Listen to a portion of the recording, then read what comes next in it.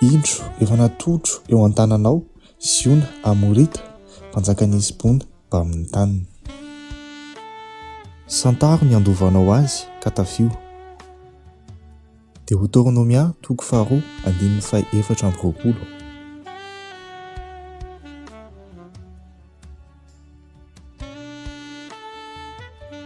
Ny 9 septambra taona 2024 no tonga teto Madagasikara ny ray aman-dreny lehibe Bishop Bart-Pire Samvady nanositra an'ny pasteur Rafidy San Adja ho apôstôly.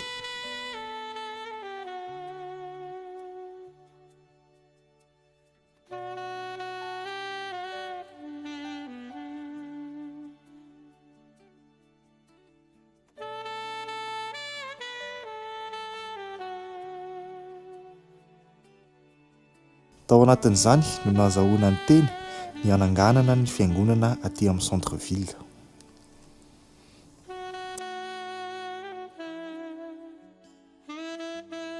Araka ny fanao isan-taona dia manatanteraka vavaka sy fifahadikanana 20 andro ny fiangonana Rock City Church maneran-tany.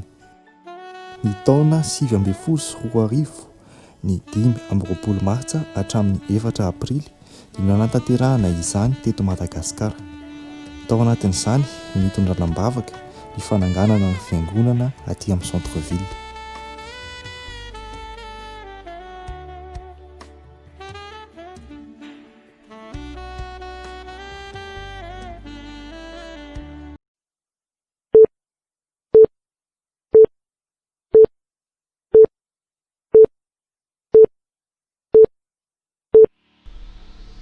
Ny 5 volana May 2024 nanomboana ny fotoam-bavaka voalohany ny RCCM centre ville teto amin'ny IT station sy azo tafo Beoririka.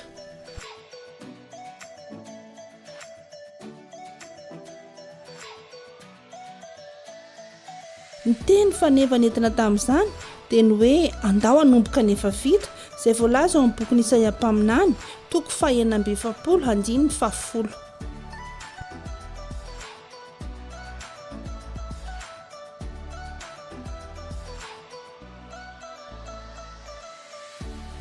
Voninahitra ao an'Andriamanitra irery ihany, ankehitriny feno herintaona ny fiangonana, izy no efa nanomboka ny asa tsara ary izy no nahatanteraka izany.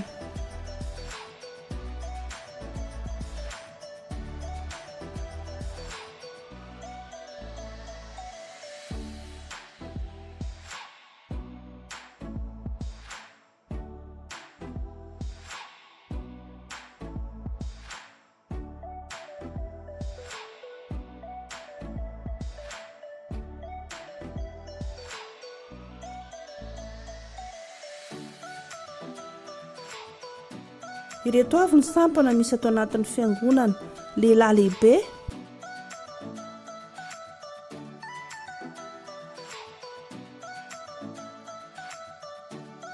ny vehivavy lehibe,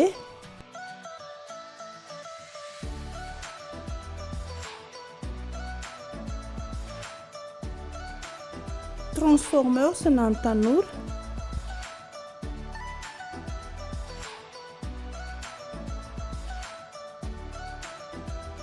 junior church na ny ankizy kely,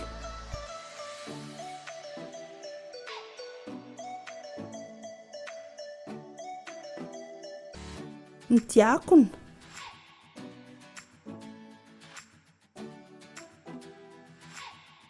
ny accueil,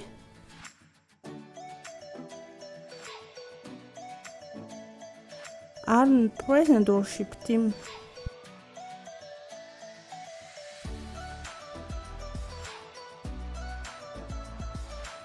Efa afaka arahinao ao amin'ny page Facebook Rock City Church of Madagascar /Antananarivo ny vaovao mahakasika ny fiangonana.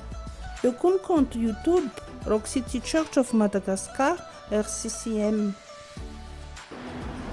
Ny fiangonana Rock City Church aty amin'ny ville dia niatomboka tamin'ny teny izay nalefan'ny tompo tamin'ny alalan'ny mpanompo dia Bishop Bart-Pire izany tamin'ny 2024 ny teny izy naniraka ny hoe mila manatanteraka manangana fiangonana aty amin'ny ville izany. Akoatran'izay confirmation lay izy satria ny fiangonana zay atsangana izany dia ho tonga rehefa tonga lay fotoana ny tompo ho tonga ho fiangonana lay kingdom apostolique center izany zay lay toerana izany ivitoerana apostolika zay ho an'ny fanjakan'Andriamanitra hitondraina ny lay fanirahana lehibe hitondra impact ao an'ny tanàna anangana ireo lay olona maro samihafa amin'ny sehitry ny sehitra mirafitra eto amin'izao tontolo zao anangana olo ny fanjakan'Andriamanitra